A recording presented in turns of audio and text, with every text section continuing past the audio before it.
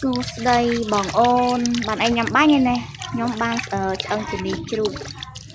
ឥឡូវទិញពីផ្សារហើយលាយបានស្អាតលាយហើយក៏តូចជាងលេងចាក់ចំលាយមកហើយអីហើយចាំមើលតិចទៀតទៅប្រឡាក់សាច់ប៉ុណ្ណឹងថ្លៃណាបងអូន10000ជាង17000បានប៉ុណ្ណាឥឡូវយើងមកផ្សំគ្រឿងប្រឡាក់សាច់ម្ដងមិនចឹងធ្វើដែរបុកដែរអីហោះដែរ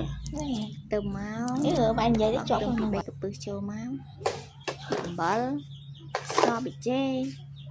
អាហ្នឹងបុកក្នុងចំណងចំណូលចិត្តរបស់យើងអញ្ចឹងណាកមាត់ខ្ញុំចូលចិត្តចឹងដាក់ខ្ទឹមច្រើនឆ្ងាញ់ចូលចិត្តប្រឡាក់សាច់ដាក់ខ្ទឹមច្រើនហើយក៏ដាក់ម្ទេសច្រើនដែរ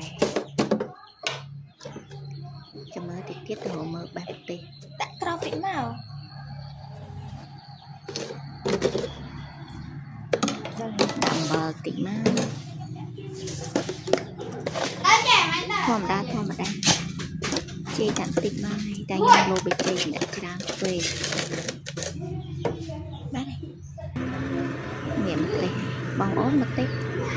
ដាំខ្លួនឯងប្រឡាក់សាច់ឥឡូវជិតងាប់អស់ហើយគឺយើងដាំយូរដែរច្រើនវាคล้ายទូចឲ្យច្រើនទៅបានវាហឹល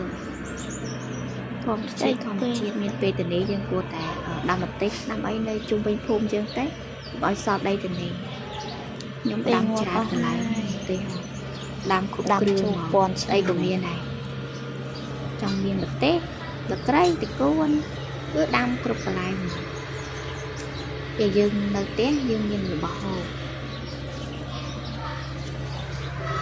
តែអត់សូវថ្លៃទេដូចជាមកតាមសាច់តិចតួចយកទៅបងអូធ្លាក់ហើយខ្ញុំថតឲ្យបងប្អូនមើលវារៀងសាដែរអញ្ចឹងណាបានទេហើយណានេះចិត្តផ្ទះបាយអូមេឃតិចដល់ហើយចោលបក់រហូតហើយយើងបកមើលឲ្យវិញហើយឆ្លាក់សាច់បានហើយដល់បងនេះ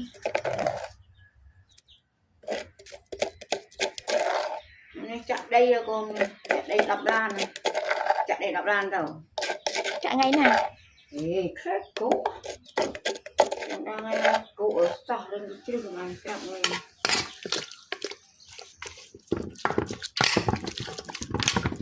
នេះទឹកនេះអីអស់ដែលចូលឆ្នាំនោះណា